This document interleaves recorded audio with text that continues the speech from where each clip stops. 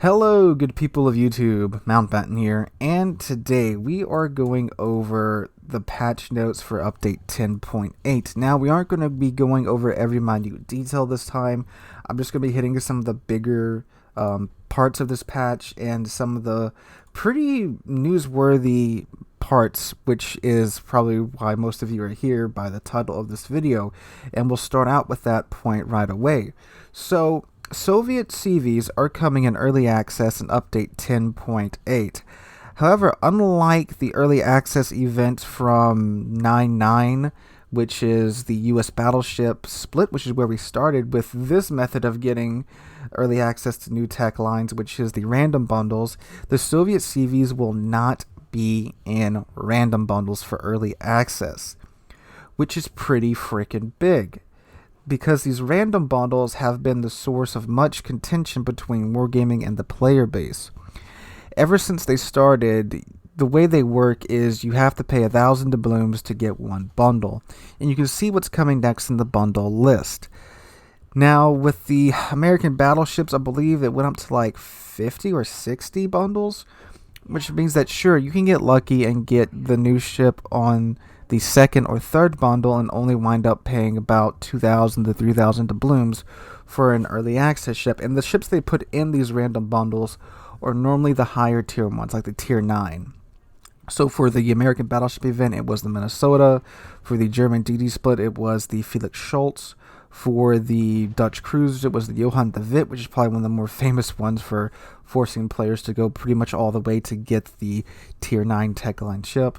And then most recently, Missouri got stuffed in these random bundles too, and that was kind of the breaking point between the community and wargaming on many an issue. But the Soviet CVs will not be in random bundles. You cannot get them like that. So the way you can get them is by Soviet tokens and sequential bundles. So this is where most of the line is normally at in these early access events.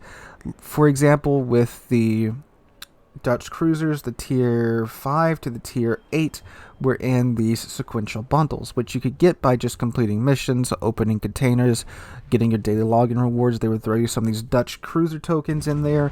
You would spend these Dutch cruiser tokens in the armory to get these ships. And that's pretty much what they're doing with the Soviet CVs, except they're Soviet tokens now. Behold, another token. So the way you get Soviet tokens is pretty much the same way you would get things like Dutch cruiser tokens and the like. So you can get them by participating in their new event, which is the Aircraft Bureau's Rivalry event, which is kind of like the Battle of the Beast event. You just join a faction, complete missions, get rewards, including Soviet tokens. From the free daily bundles, so they may do something like I believe they did with the Dutch cruisers, where you have, I believe they threw them in with the daily login rewards. I believe what that means there. So you can get tokens like that. Now you can buy random bundles to get these tokens, but there's no ships in them. So at that point, you're not, gambling to get a ship. You're just buying random bundles to get these Soviet tokens, and I'm assuming signal flags and the like. So there's no ships in there this time. It's just extra goodies. So there's no big thing that they're waving in front of your nose to get you to buy these random bundles. This is just if you want to buy something to get the tokens to get the ships as soon as you possibly can, but they're not locked in there. And then finally, in exchange for community tokens in the armory. So the Soviet CVs, you can get early access to them by simply all of them, and they're not locking the tier 8, which, because the Soviet, not the Soviet CVs, but the CVs are even tier only, so not locking the last step before the tier 10 behind a paywall now. It's just going to be for Soviet tokens, which you can get by simply playing the game and doing the events and such. Now, and I'm surprised by this. I'm genuinely surprised by this. I said this in last Friday night stream as well. I said that they could leave these early access events as is, because technically there is a free alternative way to get these ships, which is just when they come out. And I even said that during the Johan de Witt thing, that yeah, it sucks that it appears they're forcing players to go further along into the random bundles to get early access to the Johan de Witt. But at the end of the day, these are just tech line ships that you can grind for completely free once these early access events are over, because again, they're just early access events. They're not meant to be the way you pick up these ships. They're just one of the ways you can pick up these ships. They're meant to be techline ships that you can grind for free. That's why I was really scared that they were going to stick these ships into the random bundle still and just say, well, you can get them for free when they come out. That's what I thought, but apparently not. And if this continues on, this is a tremendous first change to the game. Because remember with the Johan de Witt, how crazy that event was, and a whole lot of players seem to have to go to the last bundle to get their I was about to say their premium tier 9, their techline tier 9 ship. They had to pay like 75,000 doubloons to get it if they wanted to get it early, which is freaking nuts for a techline tier 9 ship. And I'm glad to see that this appears to be going in this direction. Now, before people start calling me a wargaming shell and all that, understand that at least I hope this is what the outrage over the past month wanted to achieve. And that is change.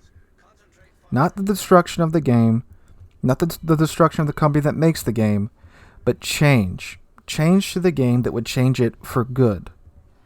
A whole lot of comments seem to just want to see the company and the game burn. I don't. I want the game to be in the best possible state it can be. Is that not what you want? Is that not what the whole month of unrest and upset and boycotting spending money on the game has been about, the past month at least? This is what we wanted, right? We wanted Wargaming to apologize, which they did, and we wanted them to change. Actions speak louder than words, as so many of you guys have commented on Saturday's video. Well, here's some action. No, but it is good action. Random bundles was definitely one of the largest points of contention between the community and wargaming, like we saw for the past month or so. And now that they're moving away from them from the early access events, it's a fantastic thing. So we will see with the German battle cruisers, because they are coming out next after the Soviet CVs, and for sure I wholeheartedly hope that they do the same thing with the German battle cruisers that they've done here with the Soviet CVs, and just release the tokens, get tokens by just playing the game, completing missions and stuff. And if you grind that on out, you can get early access to the higher tier German battle cruisers. All is well in the world. Now, for everyone watching, do understand that I fully believe when someone or a company does something right, you should let them know, and back off of the screeching and stuff. And that's something that is definitely present in the community right now. Because Saturday's video, I didn't take Wargaming side on Saturday's video. I just approached it from a much more positive attitude than many others that covered it. And I didn't say Wargaming all is forgiven. I said, okay, this is a good first step. Let's see if you follow through with it. And the comments went just insane, saying that I was naive, it was a non-apology, this, that, and the other, even though I didn't say, okay, all is well wargaming. I just said, this is a good first step. Let's see what happens and if they follow through with their word. That's pretty much what I said. And people went insane. And again, I didn't take wargaming side. I just said, alright, this is a good first step. Let's see where this goes. So, guys, when they do something good, I fully believe we should support them when they do something good, meaning say, hey, look, this could change wargaming. Thank you for doing this. Now here's what you need to do next, rather than just busting out the pitchforks at every little thing. But again, there are some things where pitchforks need to be brought, but I think with what we're seeing here, it's a good indication of hopefully where the game's going. Now again, German battle cruisers are coming out next, and if they stuff the tier 9 into random bundles, I'll be the first one there passing out the pitchforks. But anyway, so moving on with the rest of the update. Convoys is coming as well in 10.8 as a random game mode, not random game mode, temporary game mode, and I do hope that they get to the point to where they can add in, like I mentioned this before, a random game mode of the week where, like, say, okay, this week it's convoys, this week it's asymmetrical battles, this week's it's historical battles, whatever. It'll bring a nice little bit of fresh air to the game. And I do hope once submarines get added in, convoys mode will allow them to participate. It makes perfect sense that subs would be there. So other major things I think I might have mentioned this already, but if not, Dutch cruisers are coming out in full. Golden Lion will be available to research when this patch drops, so I should have my review out for her probably on Thursday, the day after the patch, and let you guys know if she's worth the grind. Okay, for the Armory, we're getting a new ship, the Tier 8 Premium Soviet CV, the Chikhlov, which will be available for 12,300 dubs.